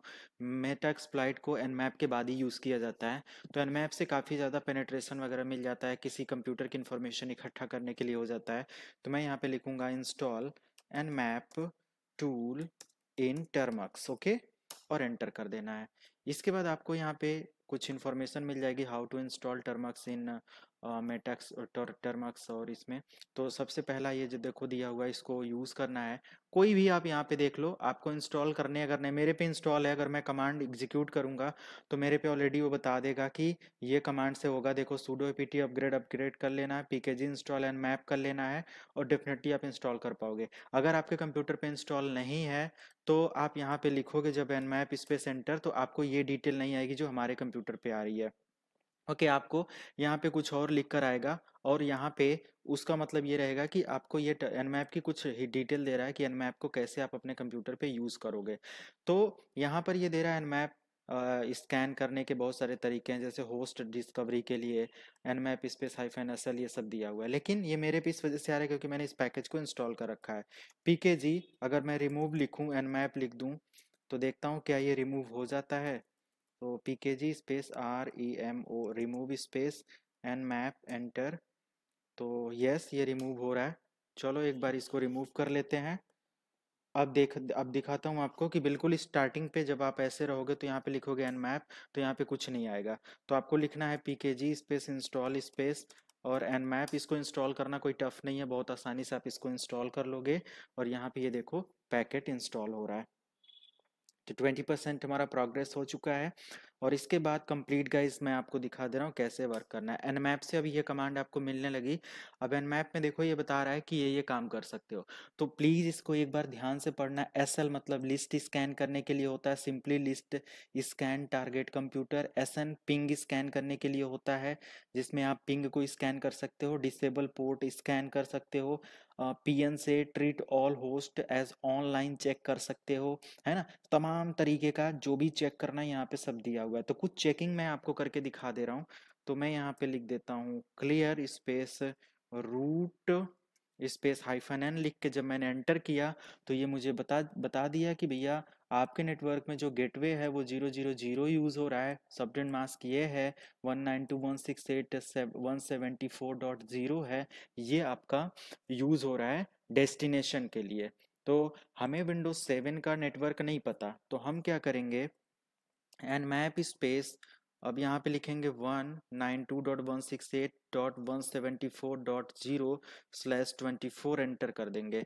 अब इतना करने के बाद अब ये चीज़ क्या करेगा मुझे भी नहीं पता, अब बस ध्यान से देखो और समझना कि ये चीज़ यहाँ पे हो क्या रही है। अब इसने बता दिया यहाँ पे कि एक कंप्यूटर है जिसका पोर्ट आईपी है 192.168.174.137, इसके अंदर ये सब प्रोग्राम क्या है ओपन है, जैसे एफटीपी और ये सब प्रोग्राम ओपन है, ये पोर्ट नंबर ओपन है, ये सर्विस चल रही है। ओके, तो ये एक होस्ट फाइंड करके दिया। इसके बाद इसने एक और होस्ट फाइंड करके दिया 2 करके, जो कि एज अ गेटवे का यहाँ पे अभी काम कर रहा है। और यहाँ पे 3 होस्ट इसने फाइंड किया, 16.17 सेकेंड का टाइम लिया, जो कि एक 143 है और एक 137 है और एक 174.2 है। अब ये आपको गेटवे पता चल गया। अब इसी में से कोई ना कोई आईपी आपके विंडोज़ मशीन की होगी। एक बार मैं विंडोज़ मशीन पर आ जाता हूँ, विंडो आर करता हूँ और सीएमडी ओपन करके आईपी कॉन्फ़िग लिखता हूँ और एंटर करता हूँ। तो मेरे कंप्यूटर का मशीन जो है 192.168.174.137 है। आपको पता चल गया, यानी आपके एंड्रॉयड मशीन का जो डिटेल है यहाँ पे 192.168.174.137, ये जो स्कैन करके दिया ये विंडोज 7 का है। इसके अंदर इतने सारे पोर्ट की वल्नरेबिलिटी है, अभी इन्हीं पोर्ट का यूज करके मैं आगे दिखाऊंगा कैसे उसके अंदर एक्सेस लिया जा सकता है। तो गाइज कहीं भी वीडियो को स्किप मत करना। I am so excited to explain these all things to all of you with Android mobile hacking and whatever, ये सारी चीजें कि मतलब ये सब कुछ मैं आपको एंड्रॉयड फोन पर आपको करा के दिखा दे रहा हूँ। अब यहाँ पे आपको क्या करना है, लिखना है nmap space hyphen O space 192.168.174.137 और एंटर कर देना है। अब इस आईपी को भी मैं टारगेट बना रहा हूँ, तो ये क्या कह रहा है, TCP IP fingerprinting for OS scan requires root privilege. Okay, ये रूट प्रिविलेज इस रिक्वायर करता है। एसयू से रूट प्रिविलेज पे आ जाते हैं, nmap लिखते हैं, तो nmap की कमांड यहाँ पे नहीं लेगा। ओके, तो देखो आपको लिखना पड़ेगा sudo space nmap space hyphen O space 192.168.174.137 enter. अब थोड़ा सा यहाँ पे वेट करो, ये कह रहा सुपर यूजर की परमिशन मिल गई, अब ये स्कैन करना स्टार्ट कर दिया। ओके, अब स्कैन करके इसने बता दिया कि यहाँ पर आप जो कंप्यूटर टारगेट में रखे हो विंडोज 7 है और ये वर्जन है, यहाँ पे होस्ट अप है और ये सारी चीज़ें। अब क्या चाहिए यार, सारी इन्फॉर्मेशन तो इसने उठा के दे दिया। विंडोज़ ऑपरेटिंग सिस्टम की भी इन्फॉर्मेशन आपको यहाँ पे मिल गई। किसी भी ओएस की डिटेल निकालने के लिए आप इस ये तरीका यूज़ कर सकते हो और वो कौन सा ऑपरेटिंग सिस्टम यूज़ कर रहा है उसको पेनिट्रेट कर सकते हो। तो डेफिनेटली आपको ये सारी चीज़ें मिल गई। अब यहाँ पे हमें एक चीज़ और देखना है कि अगर हम अपने कंप्यूटर पर यहाँ पे लिखते हैं जैसे APT sorry nmap space hyphen S capital N और 192.168.174.0 मैं कर देता हूँ, 0 करके एंटर करता हूँ, कुछ नहीं मिल रहा है। यहाँ कह रहा है request to super user privilege, S U लिख के एंटर करो, नहीं इसी कमांड को मैं SUDO सूडो लिख के एंटर करता हूँ। अब ये सुपर यूजर की प्रिविलेज गेन कर लिया, तो ये बता दिया कि भैया 174 डॉट इस पे जो है और कोई भी डिटेल इन्फॉर्मेशन नहीं करा, स्कैन तो कर लिया इसने। अच्छा /24 मैं यहाँ पे कर देता हूँ। ओके, अब इंटर करता हूँ, तो अब देखता हूँ एसन से क्या करता है, स्कैन नेटवर्क ये करेगा और अभी ये हमें कुछ इन्फॉर्मेशन उठा के देगा। तो अब देखो जो भी होस्ट अब थे वहाँ पे 143, 137, 254, 172, इनके बारे में ये इन्फॉर्मेशन उठा के दे देता है। तो ये सब चीज़ें मैं कहाँ से कर पा रहा हूँ, जो स्कैनिंग का तरीका था, आपने इतना इतना बहुत है, आपको जो आइडिया लग गया होगा क्या करना है। अब आपके ऊपर है कितना पढ़ाई कर पाते हो। एनमैप लिख के एंटर करके यहाँ पे देखो, मैं यही कहीं एस, कहीं डी, कहीं ओ, कहीं एस एन, कहीं कुछ, जो भी चीज़ें मैं यूज कर रहा हूँ देखो, एस एन, एस यू, ये सब यहाँ पे लिखा हुआ है क्या क्या चीज़ें हैं। तो इसी में से मैं यूज करके और सामने वाले की आईपी एड्रेस के बारे में बता रहा हूँ, तो उससे रिलेटेड वो इन्फॉर्मेशन हमें दे दे रहा है। अब आपको ये एनमैप लिखना है और उसके चीट कोड को यहाँ पे लिखना है और उससे रिलेटेड सारा काम करना है। एडवांस लेवल पे और जानकारी एनमैप की चाहते हैं तो मेरा एथिकल हैकिंग चैनल पे विजिट करो। मैं एक बार आपको दिखा देता हूँ। आपने विजिट करना है यहाँ पर यूट्यूब, मतलब इसी इसी चैनल पे, और आपको यहाँ पे सर्च करना है एथिकल हैकिंग स्कूल। अगर आप बिल्कुल फ्रेशर हैं, नए हैं हमारे चैनल पे, न्यू न्यू विजिट किए हैं, तो यहाँ पे लिखेंगे एथिकल हैकिंग स्कूल, एंटर कर देंगे और यहाँ पर आ जाएगा ये पहला लिंक। इसमें 85 वीडियोस हैं, इस पे क्लिक करना है आपको और इसके प्लेलिस्ट में जाना है, या तो वीडियोस प्लेलिस्ट में आने के बाद यहाँ पे देखो एथिकल हैकिंग इस पे 55 वीडियोस हैं, इस पे क्लिक कर देना है। और आप यहाँ से अगर देखेंगे तो इंट्रोडक्शन से लेकर हर चीज़ मैंने यहाँ पे एक्सप्लेन करा हुआ है। यहाँ पे अनमैप वगैरह से रिलेटेड सब कुछ, यहाँ पे थोड़ा सा नीचे आ जाओगे तो देखना आप 10 number, 20 number, A to Z सब यहाँ पे दिया हुआ है अनमैप में, कैसे कैसे क्या क्या होता है। सो प्लीज़ एक बार विजिट करके इसके सारे एपिसोड को देख लेना, fine, target, lab, what ever जो भी है ये सब दिया हुआ है। तो आपको ये चीज़ भी मैंने बता दिया। अब मैं इसको क्लोज करता हूँ और आ जाता हूँ अपने टर्मक्स पर। तो एनमैप के बारे में ज़्यादा डिटेल आपको वहाँ से मिल जाएगा।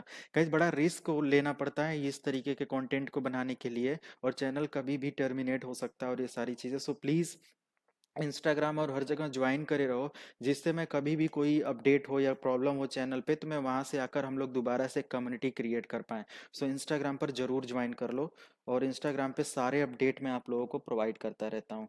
इसके अलावा एम एस एफ कंसोल आपको मैंने इंस्टॉल करना बताया था। M S F console install करने के लिए आपको कुछ कमांड्स एग्जीक्यूट करनी पड़ती हैं, और मेटाक्सप्लॉइट के लिए जैसे कुछ कमांड्स होती हैं, मैं आपको बता दे रहा हूँ ए टू जेड कैसे एग्जीक्यूट करना है। और उसी कमांड्स का एग्जीक्यूट करके आप जो अगला या फर्दर डिटेल मैं आपको पढ़ाने जा रहा हूँ, बताने जा रहा हूँ, उसके बारे में पता कर सकते हैं। जैसे अभी मैं टर्मक्स पे आ जाता हूँ और टर्मक्स पे एक कमांड एग्जीक्यूट करता हूँ, लाइक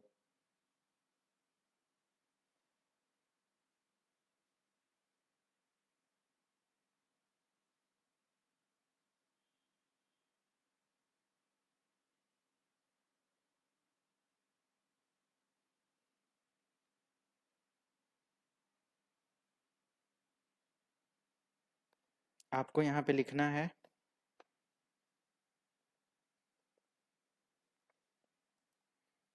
pkg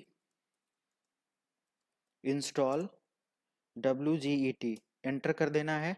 ऑलरेडी मेरे पे इंस्टॉल है तो मेरे पे इंस्टॉल नहीं होगा। ओके, नो अपडेट अपग्रेड ये कर लेना है। अगर आपका कंप्यूटर अपग्रेड नहीं है, मतलब रेपोजिटरी, तो अपग्रेड कर लो और एक बार अपडेट कर लो। ये कर लेने से आपके कंप्यूटर पे जो भी नई रेपोजिटरीज है उसका लिंक ऐड हो जाएगा और डेफिनेटली आप सारे लेटेस्ट पैकेजेस को यूज़ कर पाओगे। फिर क्लियर कर देना है। उसके बाद WGET लिखना है, याद रखे, याद रहना कि अभी एलएस से एंटर करता हूँ तो देखो मेरे पास मेटा एक्सप्लॉइट का यहाँ पे टर्मक्स और मेटा एक्सप्लॉइट का यहाँ पे पोस्ट जीआरई, ये सब कुछ मैंने डाउनलोड कर रखा है, मेटा एक्सप्लॉइट फ्रेमवर्क। ओके, तो आपको क्या करना है, यहाँ पे डाउनलोड करना है उसको। तो मैं डाउनलोड करने के लिए दोबारा से मैं आ जाता हूँ डायरेक्टरी टू के, डायरेक्ट DIR न्यू के अंदर, CD स्पेस DIR न्यू के अंदर, और एंटर कर दिया। अब यहाँ पे देखो कुछ भी नहीं है। ओके, मैं क्लियर कर देता हूँ, एलएस से कुछ भी नहीं है। अब यहाँ पे के नाम की एक डायरेक्टरी है, तो RM space, sorry RM DIR, RM space -RF space के, इसको डिलीट कर दिया, क्लियर किया एलएस से कुछ भी नहीं है यहाँ पे, देख सकते हो। अब हम यहाँ पे लिखते हैं WGET। ये एक ऐसा टूल है जिसके थ्रू कोई भी चीज़ आप अपने कंप्यूटर पे डायरेक्टली लिंक देकर डाउनलोड कर सकते हो। तो https://raw, मैंने यहाँ पे लिखा रॉ, ये चीज़ आपको याद कर लेना, और यहाँ पे लिखना है गीट हब। क्या लिखना है, गीट हब, GITHUB, और HUB, USER, USERC, content.com/GUSHM, okay, GUSHMAGGZ, या जो भी प्रोनाउंस करते हो आप, ZUKO/METASPLOIT एंटर कर देना है। तो ये आपके सिस्टम पे या उस सर्वर से कनेक्ट होके कुछ सॉफ्टवेयर डाउनलोड कर लेगा, और फिर आपको यहाँ पर क्या करना है, एलएस से चेक कर लेना है। तो फिलहाल यहाँ पे बैड रिक्वेस्ट आ रहा है, मतलब कुछ कमांड्स में मैंने गलत कर दिया होगा, तो मैं एक बार रिपीट कर लेता हूँ। https://raw github raw raw github user connect, sorry, content.com GUSHMAZUKO, okay. मैं अलग से टर्मिनल पे ये ओपन कर रखा है, मेटा एक्सप्लॉइट, और इंटर था, बस इतना ही था, कनेक्टेड, और ये सारी चीज़ें थी। बट यहाँ पे अभी भी ये पैकेज नहीं उठा रहा है। आप अपने पे करेंगे, अच्छा, अवेटिंग रिस्पॉन्स 400 का ये बैड रिक्वेस्ट आ रहा है।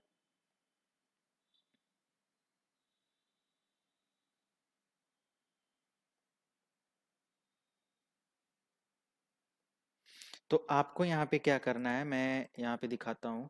आप, हो सकता हो लिंक अपडेट हो गया हो, काफ़ी पहले मैंने यूज़ किया था। तो मेटा एक्सप्लॉइट इसको लिखने के बाद GitHub for Termux, Metasploit GitHub Termux लिखेंगे, और ये जो सबसे पहला लिंक है ना, या तो ये जो है GUSHM करके, ये इस पे आप क्लिक कर दोगे, और यहाँ पे देखो बहुत क्लियर वे में लिखा हुआ है कैसे इंस्टॉल करना है और कैसे काम करना है। तो यहाँ पे इंस्टॉल करने के लिए आप PKG ये कर लोगे, और ये देखो लिंक यहाँ पे दिया हुआ है, और metaexploit.sh हो गया। इससे पहले क्या था, metaexploit करके था, अभी क्या है, SH हो गया है। तो डेफिनेटली अब हमें यहाँ पे क्या लिखना पड़ेगा, SH.sh, और एंटर कर देंगे। तो अब देखो यहाँ पे बैड रिक्वेस्ट ये है, तो मुझे एक बार पूरा लिंक रिकॉल करना पड़ेगा। तो एक बार एक काम करना, आप फटाफट इसको कॉपी पेस्ट कर लेना, ये चीज़ आपको आपको यूज़ करना है। तो GitHub user content dot com, ये मेटा एक्सप्लॉइट -IN कर दिया है, तो हमें ये चीज़ भी चेंज करना पड़ेगा। ओके, तो अगर मैं यहाँ पे IN भी कर देता हूँ, मेटा एक्सप्लॉइट IN-termux, तो चलो मैं इसको मैनेज ही कर देता हूँ। .com यहाँ पे जब कर दिया मैंने, .com space, sorry, /GUSHMAZUKO, okay, /METASPLOIT मेटाक्सप्लॉइट -IN-TERMUX। ये रेपोजिटरी कभी भी बदलती रहती है, तो ये चीज़ हमेशा याद रखना कि क्या यहाँ पे यूज़ करना, /METASPLOIT मेटाक्सप्लॉइट हाइफन सॉरी मेटाक्सप्लॉइट -SH, और एंटर कर देना है। तो अब देखो ये डाउनलोड कर लिया, ओके।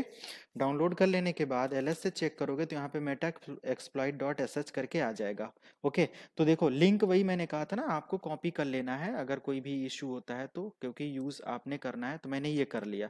अब यहाँ पे ये नेक्स्ट कमांड, ये 2-3 है, इसको यूज़ करके उसके बाद डायरेक्ट मैं MSF कंसोल के अंदर आकर यूज़ कर सकता हूँ। चलो मैं दिखाता हूँ कैसे करना है, थोड़ा सा यहाँ पे टाइम लगता है ये चीज़ इंस्टॉल होने में। तो मैं लिखूंगा chmod स्पेस, इसको एग्जीक्यूटेबल मोड पे रखना है, मतलब ये जो फाइल है metaexploit.sh, इसको एग्जीक्यूटेबल फाइल बनाना है। तो chmod स्पेस +X कर लेना है, और यहाँ पे metaexploit.sh करके एंटर कर देना। अगर आप LS से चेक करोगे तो देखो ये एग्जीक्यूटेबल फाइल जो बन जाती है, तो ये ग्रीन कलर में हो जाता है। अब यहाँ पे आपको क्या लिखना है, ./metaexploit.sh एंटर कर देना है, और आपका यहाँ पे लोडिंग होगा, इंस्टॉल होगा, जो भी रिपोजिटरी होगा, इसके पैकेजेज होंगे A to Z, सब यहाँ पे थोड़ा सा टाइम लेगा, और टर्मक्स के लिए पूरी की पूरी लैब ये उठा के दे देगा, ये सारे डिपेंडेंसीज पैकेजेस को इंस्टॉल करेगा। अब आपको यहाँ पे वेट करना है, कुछ नहीं करना गाइज। ये लैब अगर आपकी बन गई तो बस फटाफट फटाफट फटाफट बैठे बैठे एक जगह से आप विंडोज 7 8 10 लिनक्स को फटाफट पेनिट्रेट कर सकते हो। बस अभी आगे दिखा रहा हूँ तो ये चीज़ें कैसे होती हैं। ओके, काफ़ी इंटरेस्टिंग ये चीज़ें मैं लेकर चल रहा हूँ आप लोगों के लिए, रिस्क भरा चीज़ें हैं। और चैनल अगर ये सारी चीज़ें अभी यहाँ पे तो मैंने ऐसा कुछ नहीं दिखाया जो प्रॉब्लम हो, बट आगे चल के चीज़ें होंगी तो ये सारी चीज़ें होती हैं। चैनल लाइव कब तक है नहीं है डोंट नो, क्योंकि स्ट्राइक ऑलरेडी हमारे चैनल पे कम्युनिटी का आ चुका है कि कंटेंट अप्रोप्रिएट नहीं होता है ये वो। बट गाइज यार थोड़ा सा इसको सपोर्ट करो ना, थोड़ा और ऑडियंस आए, ताकि लोग यूट्यूब को भी लगे, उसके बॉट को भी लगे कि हाँ यहाँ पे ऑडियंस एंगेज कर रही है, लाइक कर रही है, कमेंट कर रही है, पसंद कर रही है, ये सारी चीज़ें है ना। लिमिटेड और ये सारी चीज़ें रहेंगी तो डेफिनेटली बॉट क्या कर देगा, उस वीडियो को डाउन करता चला जा रहा है। बहुत सारी वीडियो चैनल से हट चुकी हैं और डाउन हो चुकी हैं। अब क्या आपको दिखाना, अगर आप लोगों की डिमांड आएगी तो मैं ये सारी चीज़ें भी दिखा दूंगा कि स्ट्राइक वगैरह कहाँ से मिल जाती, कैसे क्या है। तो ये रिस्की चीज़ें होता है और इसका प्रॉफिट वगैरह अभी तक तो जीरो ही है, कोई भी यहाँ पे चीज़ें भी नहीं होती। बस इस पे मेहनत करते जाओ, मेहनत करते जाओ, कंटेंट वगैरह कोई मतलब नहीं बनता है। हम लोग एजुकेशनल कंटेंट यहाँ पे बनाते हैं। जब तक ये इंस्टॉल हो रहा है तब तक मैं थोड़ा सा आप लोगों से बातें कर लेता हूँ वीडियो पॉज करने की बजाय। तो ये सारी चीज़ें होती है, हम लोगों के पास बहुत सारी प्रॉब्लम्स होती है यार जब एथिकल हैकिंग का कंटेंट कहीं पे भी आप बनाते हो। ये सारी चीज़ें एक यूज़र से पूछना, जो भी एथिकल हैकिंग के चैनल्स हैं उन पे क्या चीज़ें होती हैं, है ना। बंदा अभी अपलोड नहीं करता है तब तक उसका वीडियो डाउन हो चुका होता है, रैंक नहीं कर रहा होता है और बहुत सारी प्रॉब्लम्स आ जाती हैं। थोड़ी दिन जैसे ही रैंक किया फिर उस पर बॉट आके अटैक करेगा और उस वीडियो को डाउन करेगा, बोलेगा इनअप्रोप्रिएट कंटेंट है। क्योंकि अगर कोई ह्यूमन बॉडी उसको रीड करता, कंटेंट को देखता, वॉच करता, तो उसको पता भी चलता कि हाँ इसके अंदर इन्फॉर्मेटिव इन्फॉर्मेशन है। बॉट को जरा सा भी वर्ड के अंदर भी कुछ भी वो लगता है ना कि इसने हैकिंग कैसे लिख दिया, तो वो तुरंत उसको बता देता है कि ऐसी चीजें हैं, इसको मैनुअल रिव्यू के लिए भेजो। तो मैनुअल रिव्यू में भी जाओ तो 10 मिनट 5 मिनट आधे घंटे 1 घंटे 1 दिन 2 दिन में वो तुरंत फीडबैक आता है कि भैया this is not appropriate content for public user, या ये सारी चीजें। तो यही सब होता है। चलो यहाँ पे 379 MB और कुछ ये सॉफ्टवेयर से इसको इंस्टॉल हो जाने देते हैं। तो यहाँ पे देखो इंस्टॉलेशन चल रहा है और थोड़ा सा और वेट करना। अभी यहाँ पे डाउनलोडिंग चल रहा था, सारा पैकेज डाउनलोड हो गया है, अब यहाँ पे इंस्टॉलेशन हो रहा है। तो इसको भी हमें ध्यान से देखना है कि क्या क्या चीज़ें यहाँ पे इंस्टॉल हो रही हैं। सक्सेसफुली इंस्टॉल्ड बंडलर, ओके, ये सारे सॉफ्टवेयर्स की नीड होती है। तो देखो सब कुछ इंस्टॉल कर रहा है, तो इसको चलने देते हैं और वीडियो को मैं थोड़ा सा 10 20 सेकंड यहाँ पे चलने देता हूँ ताकि आप लोगों को पता चले कि क्या क्या चीज़ें चल रही हैं।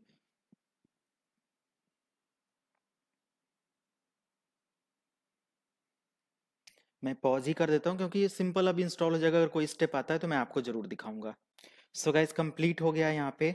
अब यहाँ पे आपको लिखना है MSF कंसोल और एंटर कर देना है।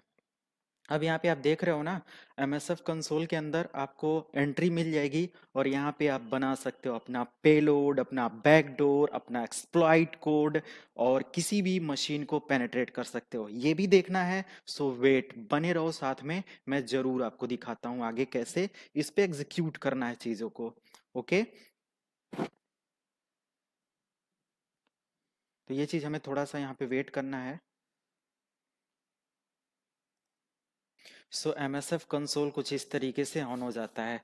तो अभी इसके अंदर पेलोड और एक्सप्लॉइट को एग्जीक्यूट करने के लिए हमें क्या करना पड़ेगा, एग्जिट करना होगा और एक और टूल की ज़रूरत पड़ेगी और उसको भी हम यहाँ पे इंस्टॉल कर लेते हैं। अगर MSF वेनम आप लिखते हो, एंटर करते हो, तो MSF वेनम यहाँ पे ऑलरेडी इंस्टॉल हो जाता है क्योंकि आपने मेटा एक्सप्लॉइट कंप्लीट यहाँ पे इंस्टॉल कर दिया है। अब गाइज यहाँ पे मैं एक अटैक करके आपको दिखाने वाला हूँ। जैसे मैंने लिखा यहाँ पे एक बैकडोर बना रहा हूँ, तो बैकडोर बनाने के लिए मैं देख लेता हूँ सबसे पहले हूँ कहाँ पे, PWD dir न्यू के अंदर हूँ। मैं CD स्पेस डॉट डॉट लिख के बैक आ जाता हूँ और एक डायरेक्टरी क्रिएट करता हूँ MKDIR और मैं लिखता हूँ बैक और एंटर कर देता हूँ। CD से मैं लिख देता हूँ बैक और एंटर करता हूँ, इसके अंदर मैं आ गया और एंटर कर दिया। PWD एक बार पाथ में डिटेक्ट कर लूँ क्योंकि इसके अंदर मुझे ये पेलोड एग्जीक्यूट मतलब पेलोड बनाना है। तो मैं यहाँ पे लिखूंगा MSF वेनम स्पेस और मैं यहाँ पे लिखूंगा, मैं प्रोग्राम बना रहा हूँ तो P लिखूंगा स्पेस, किसके लिए, विंडोज़ के लिए।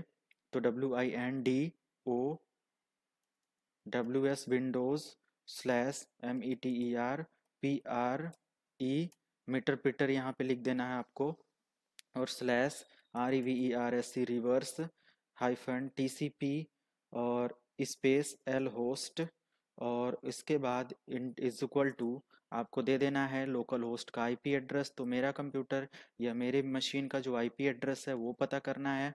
तो मैं कैसे यहाँ पे पता करूँगा? 143 है शायद, मैं एक बार आपको ये चीज़ दिखा दूँ।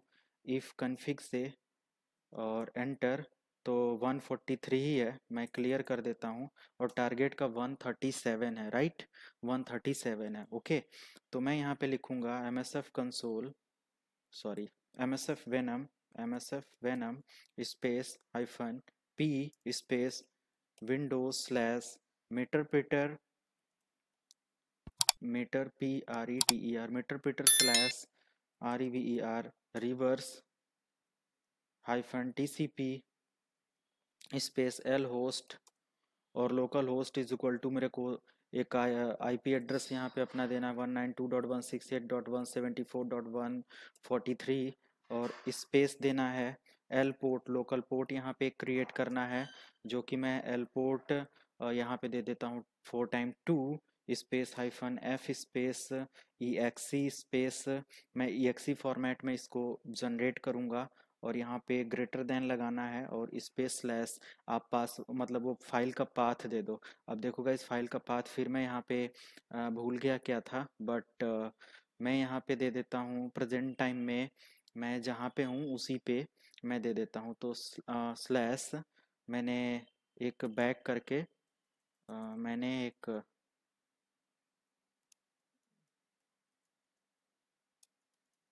बैक करके वो बनाया था।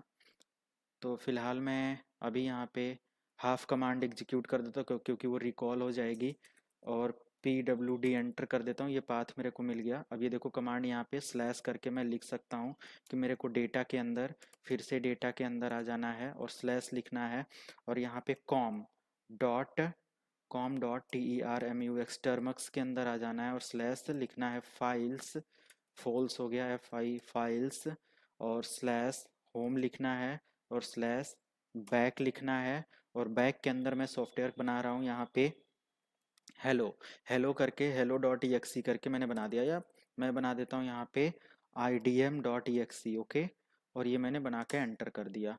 अब ये सॉफ्टवेयर को एग्जीक्यूट करेगा, मतलब बनाएगा, और देखते हैं, थोड़ा सा टाइम लेगा और ये आपको एक बैकडोर क्रिएट करके दे देगा। तो ये बहुत अच्छा तरीका है किसी भी मशीन को पेनेट्रेट करने के लिए। गाइस, ये सारी चीज़ें बहुत आराम से आप कर सकते हो, स्टेप को बस फॉलो करना है और इस चीज़ को करना है। तो मैं यहाँ पे थोड़ा सा और वेट कर लेता हूँ, ये चीज़ जब तक क्लियरली बन नहीं जाती है, और जैसे ही आपका यहाँ पे बैकडोर बन जाएगा फिर हम आगे आपको बताएंगे क्या करना है। सो गाइज, फाइनली यहाँ पे 73802 बाइट्स की इन्फॉर्मेशन बन गई है। LS से idm.exe बन गया, यहाँ पे चेक कर सकते हो। फिलहाल मैं यहाँ पे कर देता हूँ क्लोज। PWD से एक बार ज़रूर मेरे को चेक कर लेना है कि ये पाथ कहाँ पे है। ओके, अब इसके बाद आपको PKG इंस्टॉल या तो APT इंस्टॉल, आपको APA अपाचे 2 इंस्टॉल कर लेना है। अपाचे 2 का सर्वर यहाँ पे होना चाहिए। तो ऑलरेडी हमारे पे अपाचे 2 सर्वर इंस्टॉल है। sysctl status APACHE2 enter. तो अपाचे सर्वर यहाँ पे अ, अभी रन नहीं है, या PKG इंस्टॉल APACHE2 एंटर करता हूँ। अपाचे 2 जो है एक अच्छा ऑलरेडी इंस्टॉल है अपाचे 2। तो sysctl status APACHE Apache 2 enter नहीं हो रहा है, तो हम एक बार इसको स्टार्ट पे लिख देते हैं, START स्टार्ट एंटर। तो प्रॉक्स सिस्टम ये, अच्छा, इसको स्टार्ट करने के लिए हमें इसके प्रॉक्सिस अपाचे 2 के अंदर इसको क्या करना होगा, चेक करना होगा, और फिर ये सर्विस प्रॉपर तरीके से स्टार्ट होगी। ओके, इसके लोकेशन पे जाके हमें ये चीज़ करनी होगी। सो गाइज, अपाचे 2 के लिए PACHE2 CTL Apache 2 CTL space, अच्छा, अपाचे 2 CTL स्पेस स्टार्ट लिख देना है, और ये सर्विस आपकी स्टार्ट हो जाएगी। ओके, कुड नॉट ये डिटरमाइन फुल यूजिंग इतना इतना सर्वर इतना। ओके, तो ये कह रहा है ठीक है, अभी मेरा इंस्टॉल हो चुका। और फिर इसको यूज़ कैसे करना है, तो अपाचे के अंदर जो भी डेटा होता है वो कहाँ पे होता है, सी डी स्पेस स्लैश, या तो सिंपल मैं दिखाऊं L S space slash data slash data और slash C D, sorry L S space data slash, फिर आपको आ जाना है com dot T E R M U Termux के अंदर स्लैश करना है। यहाँ पे फाइल्स के अंदर आ जाना है स्लैश, फाइल के अंदर आपको आ जाना है यू एस आर के अंदर, यू एस आर के अंदर आपको शेयर के अंदर आ जाना है, शेयर के अंदर Apache A P A Apache 2 के अंदर आ जाना है, फिर यहाँ पे डिफ़ॉल्ट साइट के अंदर आ जाना है, फिर यहाँ पे मिलेगा एक एच टी डॉक और एंटर। इसके अंदर index dot H T M L और मैनुअल की 2 फाइल पड़ी हुई है। यानी जब आप अपने कंप्यूटर ब्राउज़र पे इसको एक्सेस करोगे तो डेफिनेटली ये फाइल वहाँ पे एक्सेस होगी। तो एक बार यहाँ पे एक्सेस करने के लिए हम लोग आ जाते हैं अपने ब्राउज़र पे और ब्राउज़र ओपन करते हैं। तो हम यहाँ पे आ गए और आपको ब्राउज़र पे देखो लोकल होस्ट एक्सेस कर सकते हो, लोकल होस्ट लिख के, या तो अपना ब्राउज़र आप ओपन करो। मैं विंडोज़ 7 से एक्सेस कर लेता हूँ, विंडोज़ 7 से बेस्ट रहेगा। और यहाँ पे हम लोग एज इट इज़ छोड़ देते हैं और टर्मक्स पे ही आ जाते हैं, क्योंकि एंड्रॉयड पे अभी सेम इसी मशीन पे दोनों चीज़ें बहुत मतलब उतना स्मूथ हमारा वर्क नहीं कर रहा है, क्योंकि मैंने प्रॉपर यहाँ पे VMware पे चला रहा हूँ। आपके फ़ोन पे तो फटाफट ओपन होएगा। तो ये टर्मक्स यहाँ पे मैं दोबारा से ओपन कर रहा हूँ।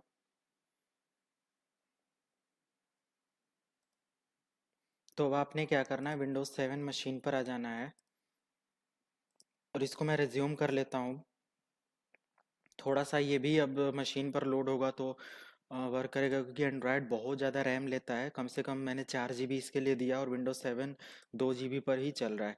तो भी ये विंडोज़ 7 फास्ट चलता है इन कंपेयर ऑफ एंड्रॉयड के। तो ये मशीन अभी हमारी रिस्टोर हो रही है, उसके बाद हम लोग इसको कंटिन्यू करते हैं। इसके विंडोज़ 7 के रूट एक्सेस को लेकर कैसे मैं दिखाऊंगा कि कैसे उसको हम लोगों ने पेनिट्रेट करना है, जो भी अपने गेम वाला जो फोल्डर या सॉफ्टवेयर या बैकडोर क्रिएट किया था उसका यूज़ करके। तो मशीन ऑन हो जाए। सो गाइज यहाँ पर आ जाना है आपको, आप देख रहे हो विंडोज़ 7 पर। और जो एंड्रॉयड मशीन था, जो इसका आईपी एड्रेस था 143, इसको मुझे यहाँ पे अपाचे सर्वर के लिए एक्सेस करना है। तो यहाँ पे 192.168.174 डॉट ये नहीं, मेरे मेरे को लिखना है http:// याद रहे यही यूआरएल आपने देना है। 168.174.143 कॉलन, आपने 8080 पोर्ट यूज़ किया था या क्या यूज़ किया था, जो भी आपने पोर्ट वहाँ पे यूज़ करा है वो इट वर्क्स, मतलब वो एक्सेस हो रहा है। अब हमें क्या करना है, अपने बैकडोर को जो मैंने यहाँ पे क्रिएट किया हुआ था डेस्कटॉप पर, उसको मुझे यहाँ पे ऐड करना है। तो PWD मैं लिखता हूँ और एंटर करता हूँ। तो मेरा बैक करके एक सॉफ्ट फोल्डर, उसके अंदर ये सारी चीज़ें हैं। तो इसके लिए मुझे क्या करना पड़ेगा, मेरे को सीपी कॉपी करना है। किसको, ये पूरा डेटा ऊपर वाला पाथ और नीचे वाला पाथ याद रहे, कॉपी करना है। -RVF मैं लगा लेता हूँ। कहाँ से डेटा को, डेटा के अंदर से, डेटा के अंदर से मेरा एक कॉम डॉट टर्मक्स करके वो है, इसके अंदर मेरा एक फाइल्स करके डायरेक्टरी है, और इसके अंदर होम के अंदर आ जाना है और बैक के अंदर, सॉरी होम के अंदर आ जाना है और यहाँ पे बैक, और बैक के अंदर आपका idm.exe करके है। ओके, इसको मुझे कॉपी करना है। कहाँ पे, स्लैश डेटा के अंदर, डेटा के अंदर आप आ जाओगे और यहाँ पे com dot Termux slash files slash home, और सॉरी फाइल्स के अंदर आपको आ जाना है। यहाँ पे मिलेगा यूएसआर शेयर, और यूएसआर शेयर के अंदर अपाचे 2, और इसके अंदर मिलेगा आपको डिफ़ॉल्ट साइट के अंदर एच टी डॉक के अंदर आ जाना है। और एच टी डॉक के अंदर आपको क्या कर देना है, एंटर करके पेस्ट कर देना। आपका पेस्ट हो गया। अब एक बार चेक कर सकते हो, L S space H T doc के अंदर आपका idm.exe भी यहाँ पे दिखा रहा है। अब आपको विंडोज 7 पर आ जाना है और एक बार इसको रिफ्रेश करना है, ये लिंक को रिफ्रेश करने के बाद आपको क्या देखने को मिलेगा, इट वर्क, मतलब यहाँ पे ये सारी चीज़ें तो काम कर रही है, लेकिन आपको यहाँ से जो ये index.html और मैनुअल करके ये जो फोल्डर है, इसको आपने क्या कर देना है, दोनों को डिलीट कर देना है। तो मैं mv स्पेस, सॉरी, मैं इसी के अंदर आ जाता हूँ और यहाँ पे लिख देता हूँ एम बी, मूव कर देता हूँ। ये सारी चीज़ें मैं आपको दिखा रहा हूँ, चाहता तो इसको हाइड करके भी वो कर देता, बट आपको भी करने आना चाहिए। इसके अंदर आपका क्या है, सबसे पहले तो आपका जो भी इसके अंदर डेटा है वो पूरा स्टार से मैंने मूव कर दिया, और मैं कहाँ पे मूव कर रहा हूँ, डेटा, डेटा के अंदर, और कॉम डॉट टर्मक्स के अंदर, TERMUX टर्मक्स स्लैश फाइल्स के अंदर, और फाइल्स के अंदर मेरा ये बार बार फाइल्स के अंदर, और फाइल्स के अंदर क्या है, होम करके है, होम के अंदर होम के अंदर मैं पूरा का पूरा ये मूव कर दिया। अब अगर आप ls से चेक करोगे htdoc के अंदर कुछ भी नहीं है, लेकिन ये जो cp वाली कमांड आपने चलाया तो इसको दोबारा से चला लेना है, ताकि आप इसको ls के अंदर ये देखो तो idm ये वाला होना चाहिए, सिर्फ एक जब रहेगा, जब आप यहाँ पे आकर रिफ्रेश करोगे तो देखो idm.exe यहाँ पे दिखा देगा। अब आपको क्या करना है, एंड्रॉयड मशीन पर आ जाना है। अब एंड्रॉयड मशीन पर आने के बाद तो अब आपको MSF कंसोल के अंदर आ जाना और एंटर करना है। अब गाइज यहाँ से होती है कहानी स्टार्ट पेनिट्रेशन की, पेलोड को एग्जीक्यूट करने की। तो जो बैकडोर मैंने बनाया था उसको मैं यहाँ पे यूज़ करने वाला हूँ, और MSF कंसोल के अंदर एंट्री ले लेना है यहाँ से। ये थोड़ा सा टाइम लगाता है, जो भी अभी इससे पहले आपने देखा था। सो अभी स्टार्टिंग हो गया है। अब यहाँ पे देख सकते हो आप, आपका स्टार्ट हो चुका है। अब आगे आपको एग्जीक्यूट करना है अपने पेलोड को। इसके लिए आपको क्या करना पड़ेगा, आपको लिखना पड़ेगा use space exploit space, sorry, slash. अब यहाँ पे आपको लिखना पड़ेगा एक्सप्लॉइट के अंदर multi handler, okay. Multi handler लिखने के बाद एंटर कर देंगे और आप आ जाएंगे सेट पेलोड। पेलोड लिखने के बाद आपको लिखना है स्पेस देकर विंडोज, तो WINDOW विंडोज स्लैश। अब यहाँ पे लिखना है आपको meterpreter slash reverse TCP/IP, reverse TCP, enter कर देना है। आप इसके अंदर जब आ जाएंगे तो सेट, आपको लिखना है set L host, local host आपको यहाँ पे दे देना है अपने लोकल होस्ट का IP एड्रेस, जो कि वहाँ पे अभी आपने देखा 174 174.143 था, और उसके बाद आपने एंटर कर देना है। उसके बाद set L port, local port आपको सेट करना है, जो कि आपने 4 बार 2 लिया था, जो याद रहे, जो आपने MSF वेनम की कमांड में लिया था वही आपको यहाँ पे देना है। इसको आप रन कर दोगे और एंटर कर दोगे। अब यहाँ पे आपका ये स्टार्ट हो गया। अब जैसे ही ये बंदा इस सॉफ्टवेयर को क्लिक करेगा, जैसे मैंने यहाँ पे क्लिक किया, ये बोलेगा रन कराने को, और मैंने यहाँ से कर दिया रन, और जैसे मैं इंस्टॉलेशन पे लगाऊंगा ये इंस्टॉल भी नहीं होगा और हमें दिखेगा भी नहीं कहीं। बट यहाँ पे आप देखोगे एंड्रॉयड मशीन पर तो आपको एक सेशन मिल चुका होगा, ये सेशन 1 ओपेंड। अब यहाँ पे आपको लिखना है SHELL सेल, एंटर कर देना है। तो अब आप यहाँ पे देखोगे कि आपको डायरेक्टली विंडोज 7 की परमिशन मिल जाती है और एक्सेस आप कर लेते हो। तो थोड़ा सा वेट करना है। शेल लिखा मैंने और एंटर कर दिया।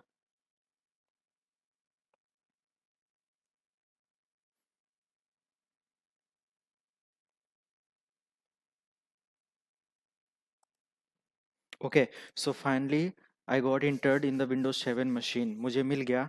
और मैं यहाँ से DIR से चेक कर सकता हूँ हमारे विंडोज़ के डेस्कटॉप पर क्या है। तो बैकअप है, FTP है, GNS3 डेमो है। आप यहाँ पे भी आकर चेक कर सकते हो अपने डेस्कटॉप कंप्यूटर पे कि देखो बैकअप है, GNS3 डेमो है। एक नया फोल्डर मैं यहाँ पे बनाता हूँ योर PC करके, ओके। फोल्डर का नाम मैं दे दे रहा हूँ योर PC। तो मैं यहाँ पे MD space YOUR your PC enter करता हूँ। तो देखो यहाँ पे एक फोल्डर बन गया होगा योर PC करके। आप जो चाहे वो यहाँ से कर सकते हो, चेक कर सकते हो। अब जितना ज़्यादा विंडोज़ के अंदर आपको कमांड एग्जीक्यूट करने आता है वो सब आप देख सकते हो। मैं RM रिमूव करता हूँ और योर PC करके एंटर कर दिया, sorry, RMDIR space your PC enter किया। अब रिमूव योर पीसी हो गया। अब एक बार आकर विंडोज 7 मशीन पे चेक करो तो ये चीज़ हो जाती है। इसके अलावा आप इसका आईपी एड्रेस चेक करना चाहते हो, इसका जो कुछ भी है, जितनी कमांड्स आपको आती है वो सब यहाँ पे आपको दिखा देगा, ए टू जेड सारी चीज़ें आप चेक कर सकते हो, मैनेज कर सकते हो। तो आपको ये सामने सारी चीज़ें आ गई। विंडोज 7 मतलब 7 के अंदर इस तरीके से एंट्री ले सकते हैं। इसके अलावा तमाम तरीके की और लैब इसके अंदर इंक्लूड हो सकती हैं। सो अब यहाँ पे मैं वीडियो को पॉज करता हूँ और आई होप कि आपको पूरा का पूरा अब यकीन हो गया होगा कि हाँ, एंड्रॉयड के थ्रू हम कुछ भी कर सकते हैं। ओके, तो फिलहाल मैं यहाँ पे वीडियो को करूँगा क्लोज। और ये सारी चीज़ें आपने देखा, वीडियो कैसी लगी कमेंट करके बताओ यार, दोस्तों के साथ शेयर करो, अपने व्हाट्सअप, अपने फेसबुक, जहाँ कहीं भी आप शेयर कर सकते हो शेयर करो। और शेयर करने के साथ मेरे को सपोर्ट कर सकते हो और इंस्टाग्राम पे फॉलो कर लो, क्योंकि इस तरीके का कंटेंट और ये चैनल कब तक है डोंट नो, तो ज़रूर वहाँ पे हेल्प आपकी मिलेगी कि इंस्टाग्राम से हम लोग दूसरी कम्युनिटी तुरंत इसको सीखने के लिए तैयार कर सकते हैं। तो ज़रूर वो कर लो। और टेलीग्राम वगैरह का चैनल, इंस्टाग्राम का लिंक सब कुछ वीडियो के डिस्क्रिप्शन में है, जाके ज्वाइन कर लो और वहाँ से फिर हम लोग जो भी चीज़ें हैं अपडेट लेते रहेंगे। कमेंट करके बताओ कि और कौन कौन से ट्यूटोरियल्स यहाँ पे आप लोगों को चाहिए, ये चीज़ मैंने आपको बता दिया। और सी एच वर्जन 10 की, वर्जन 11 की बहुत डिमांड आ रही है, उसको भी मैं अपने चैनल पर स्टार्ट करने वाला हूँ। सो गाइस, वीडियो को मैं यहाँ पे करता हूँ क्लोज। मिलते हैं नेक्स्ट वीडियो में बहुत इंटरेस्टिंग इसके अगले स्टेप्स वगैरह को लेकर। So thank you so much.